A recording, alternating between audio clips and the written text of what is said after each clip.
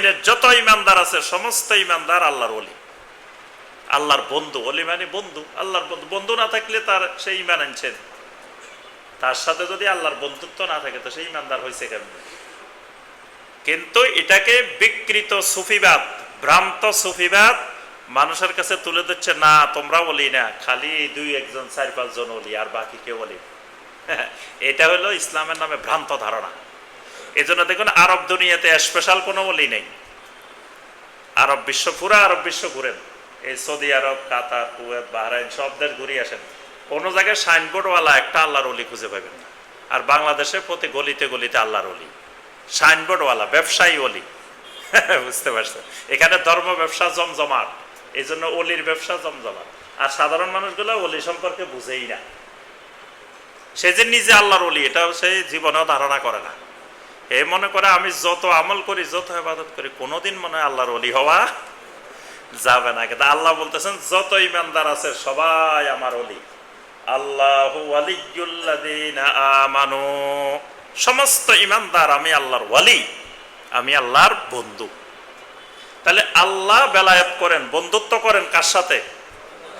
ইমানদারের সাথে, বান্দার সাথে। আবার বান্দাও আল্লাহর সাথে বেলায়েত করে। সূরা আল মায়েদার 55-56 আল্লাহ পাক বলেন, ইন্নামা ওয়ালিয়্যুকুমুল্লাহু ওয়া রাসূলুহু ওয়াল্লাযীনা আমানুল্লাযীনা ইউকিমুনাস সালাতা ওয়া ইউতুনাজ যাকাতা ওয়া হুম রাকিউন। ইন্নামা ওয়ালিয়্যুকুমুল্লাহ, তোমাদের ওলি হইলেন, তোমাদের বন্ধু হইলেন প্রথমে আল্লাহ। তোমাদের ওলি কে? 1 নম্বর ওলি আল্লাহ, 2 নম্বর রাসূল, 3 নম্বর সমস্ত ইমানদার। তবে সকল ইমানদার না, ইমানদারের মধ্যে আবার আল্লাহ একটু খাস করে ফেলছেন। এজন্য সব ইমানদারের সাথে ওয়ালা হয় না, এটা এই সূত্র মনে রাখবেন। এখন 16 কোটি মুসলমানের সাথে কি আপনার ওয়ালা হবে, বন্ধুত্ব হবে? হ্যাঁ, হবে না। কেন হবে না? এই আয়াতে আল্লাহ পাক বলে দিয়েছেন যে সবার সাথে ওয়ালা হবে।